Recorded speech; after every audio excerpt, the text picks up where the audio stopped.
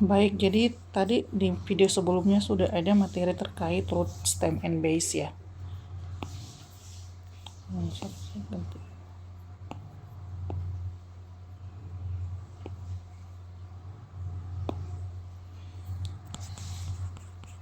Root, stem, base. Nah, dari sini kita akan coba lihatkan tree diagramnya ya. So, root, stem, and base are terms that tells you that tell you that word is created structurally gitu ya, atau kok saya lupa ya, secara hierarki lah gitu. Okay. Jadi the tree diagram will show you that a word, for example the word play, become player. It's not simply by adding er, but itu ada hierarkinya, ada urutannya seperti itu. So you know that the word play and player comes from verb to a noun, right? So if we want to prove this by tree diagram, then you can write it like this one. So you want to analyze this player. Okay, so player, it's a noun, right? You can write it here or you can write it here. It doesn't matter. Let's just write it there. We have to know that player consists of two morphemes, right?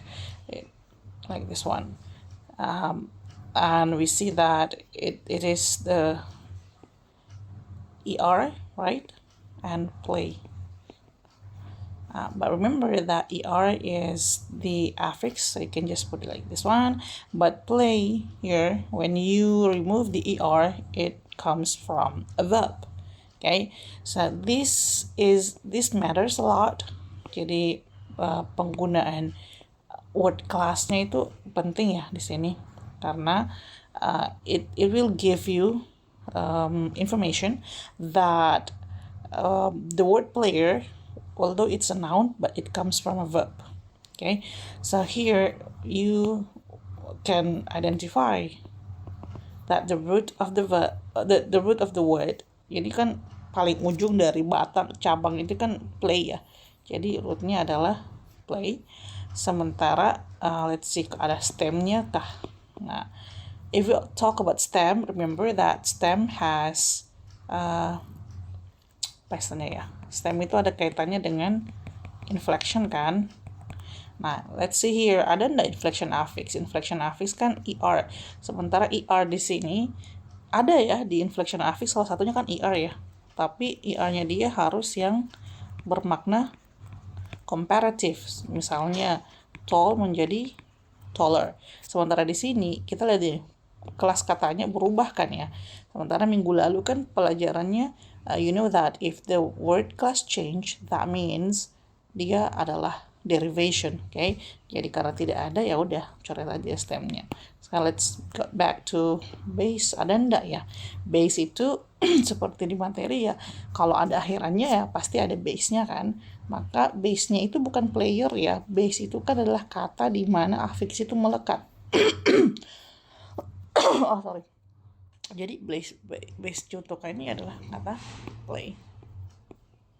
So that's, you see, bahwa pembentukan kata player itu tidak simply adding er, tapi ada, ya emang kelihatannya ya, tapi internally dia itu ada strukturnya, mulai dari kata play terus tambah er menjadi player. Oke, itu contoh yang pertama. Contoh kedua, let me give you, adalah players. Nah, di players ini juga masih tetap noun ya. Nah, sekarang kita bagi lagi nih. Dibagi dua kah? Iya. Karena affix yang pertama dilepas adalah yang paling ujung ya. Betulan paling ujung kan. Jadi S itu kan kita taunya minggu lalu S itu adding to, kalau dia bermakna plural maka dia ditambahkan di noun. Okay? Kalau dia bermakna third singular person maka dia ditambahkan di verb. Nah, kebetulan di sini kan players itu kan maknanya plural ya. Right? Sorry. Ya, ini maknanya plural kan. Okay, so let's see. Jadi yang keluar dulu adalah, nah ya, okay, S. When S is removed, then it becomes player. Player is still a noun, right? But in the player, there's still another affix kan? Ya, sorry. Nah, ini menjadi ER. Di sini. Nah, okay.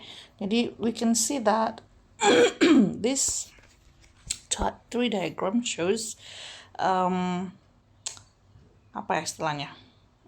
Bagaimana strukturnya bahwa ER ini ditambahin di verb. Sementara ES ini ditambahin di noun. Jadi S ini tidak ditambahin di play, tapi ditambahkan di kata player. Right? Di sinilah strukturnya kelihatan memvisualisasikan gitu. Okay.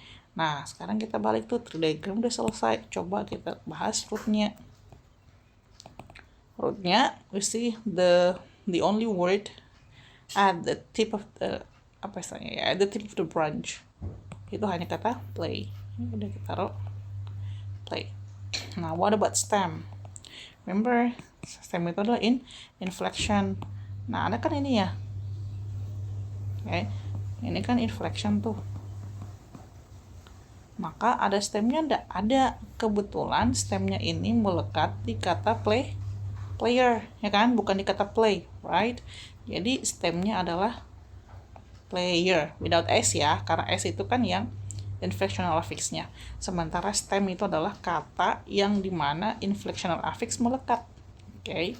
Lalu base-nya bagaimana? Nah, base itu kan kata yang dimana affix melekat. Oke. Okay. Kebetulan affix ada dua kan ya. Yang pertama adalah ER, yang kedua adalah S. Maka kita lihat satu nih. S tadi melekat di kata player. Nah, sorry. Terus affix yang kedua, ER melekat di kata play. So base-nya ada dua, player sama play, sementara stemnya hanya satu. Demikian. So that's example of player and players.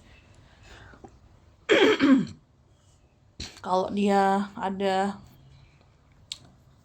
prefixnya ya udah nggak apa-apa. Misalnya unhappy ya. Nah, untuk kalau ada prefix sama suffix memang harus tahu dulu nih prefixnya melekat kemana gitu ya. Unhappy ini kan adjective ya. Jadi kita bagi dua. Oke. Nah, kan dia prefix ya udah turunnya di sini. Ingat akhirannya garis datarnya setelah an ya. Karena dia prefix. An itu kan melekat di adjective ya. Di sini happy. Okay. Now we can see it here bahwa an ini tidak mengubah kelas kata ya. But does it inflection? Tidak. It's still derivation. Kenapa masih derivation? Karena it changed the meaning. Okay. The meaningnya apa? Awalnya happy, kemudian menjadi negativity, memberikan makna negatif, ya kan? Happy, unhappy. Jadi an ini masih kategori derivation walaupun kelas katanya tidak berubah. Jadi kalau kita sambung ke root ya udah kata yang paling ujung adalah happy. Ya, stemnya ada enggak? Nah, ini kan tadi derivation ya, maka stemnya tidak ada. Base-nya bagaimana? Base-nya ya tadi any word where the affix is attached to, maka itu adalah base. Nah, kebetulan affixnya an itu melekat pada kata happy, maka base-nya adalah happy. That's it. Okay. Mungkin ya dari saya 3 contoh. Semoga dipahami terkait tree diagram. Root, stem, and base kan ada sebelumnya videonya. Jadi ini saya berikan memang khusus untuk tree diagramnya. Nanti pertemuan berikutnya terakhir sebelum meet ya, kita akan bahas tentang ambiguity. Ambiguity, ambiguous, makna ambigu ya, sudah tahu ya. Itu mungkin kalau you still have any question you can ask in the group. Thank you.